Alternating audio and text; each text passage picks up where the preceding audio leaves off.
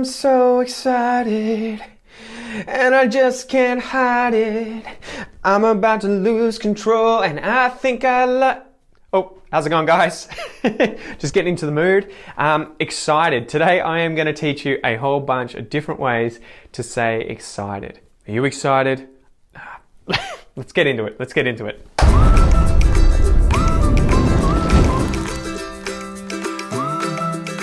G'day you mob, welcome back to my channel Aussie English. I'm your host Pete, and this channel is dedicated to helping people build confidence, speak fluently, and take their English to the next level.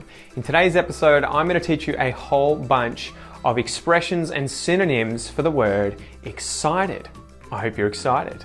Before we get into it, don't forget to smash that subscribe button, guys. Give a poke to the bell notification button if you want to stay up to date with all of the future videos, and check out the previous videos in this series above here, guys. I've done a whole bunch that I think you're going to love. And lastly, guys, at the very end of this episode, make sure you stick around because we're going to cover slang and informal versions of this phrase. Anyway, let's get into it. All right, guys, number one, animated. Animated. Now, this one always makes me laugh because in languages like Portuguese and French, animated is the general way that they will say excited, right? Je suis animé, or eu estou muito animado. That's their way of doing it. If you say excited in these languages, it means sexually aroused, right? Je suis excité, eu estou muito excitado. You wouldn't say that in those languages to mean excited like you do in English, okay? But you can in English. Excited is fine. Animated is also fine. He's always animated at sports games. He's animated. Number two, charged, right? Charged, as if you've put electricity into that thing. It's charged, like a battery, right? A battery is charged. Charged. The atmosphere at the comedy show was charged. Number three, delighted. Delighted. I'd be delighted to have dinner with you. Delighted. Number four, eager. Eager, right? Like you really want to do something. You're very keen. You're eager. My wife's always really eager to go to the movies. Eager. Number five, enthusiastic. Make sure you say that TH. Enthusiastic. Enthusiastic. What are you enthusiastic about? Enthusiastic. Number six, exhilarated. Skydiving makes me feel exhilarated. I've absolutely no idea though. I've never skydived. Maybe one day. Number seven, fired up. Right? Fired up. If something's fired up, it's like an engine. You fire up the engine to start the engine. So if you're fired up, you're excited. I'm fired up. I'm ready to go. I'm fired up. The dog gets fired up every time he thinks he's going for a walk. Fired up. Number eight, hyperactive. Hyperactive. If you give that kid sugar, he's going to be hyperactive. Hyperactive. Number nine, thrilled. Thrilled. My family's always thrilled to have dinner together. Thrilled. Number 10, worked up. Sort of like fired up. Worked up. Very excited. Worked up. I often get worked up during interesting discussions. Worked up.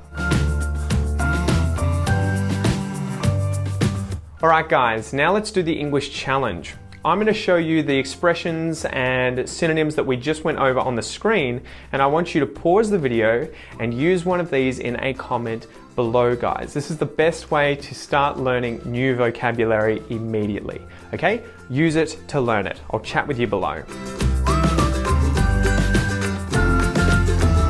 All right, guys, welcome back. Now I have another 9 expressions and synonyms for the word excited for you, and then the bonus section, I'm going to teach you some slang, and there may or may not be some rude ones.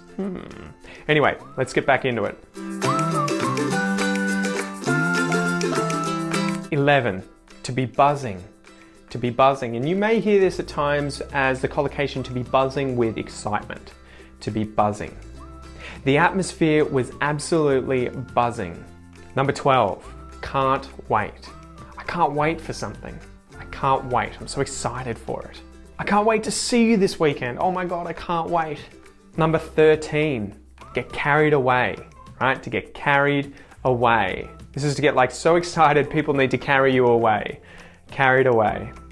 Whoa, whoa, don't get too carried away, mate. Carried away. Number 14, chomping at the bit.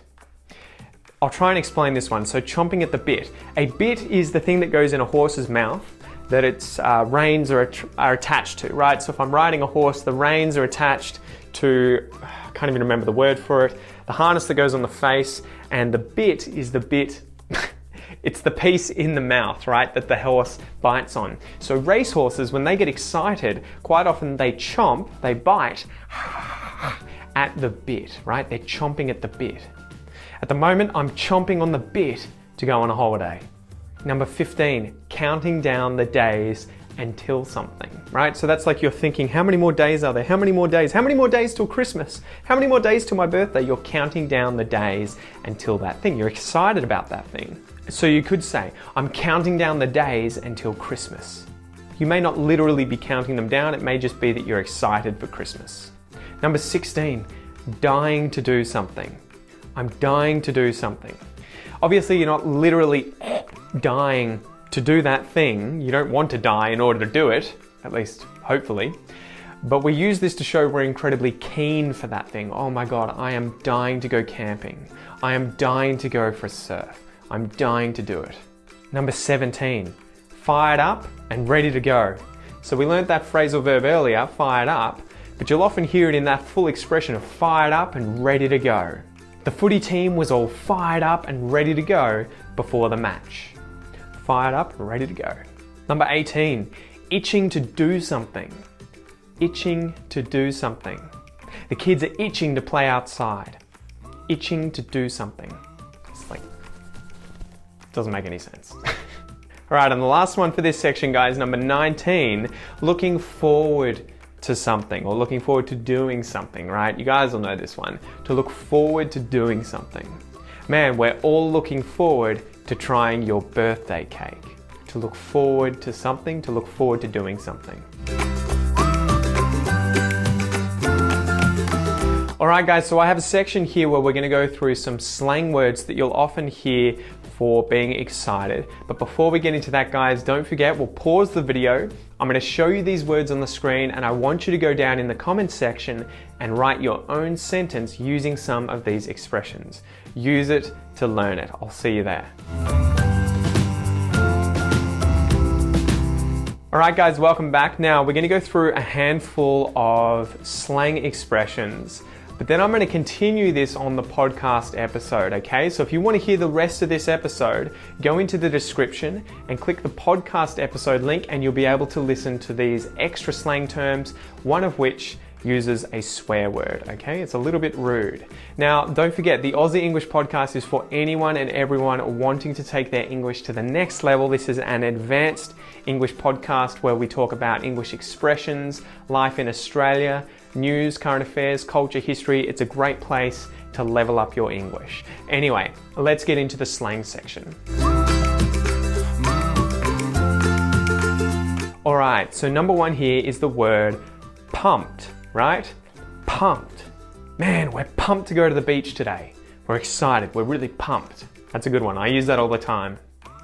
Number two, amped. And you can use this as amped up. You can turn it into a phrasal verb.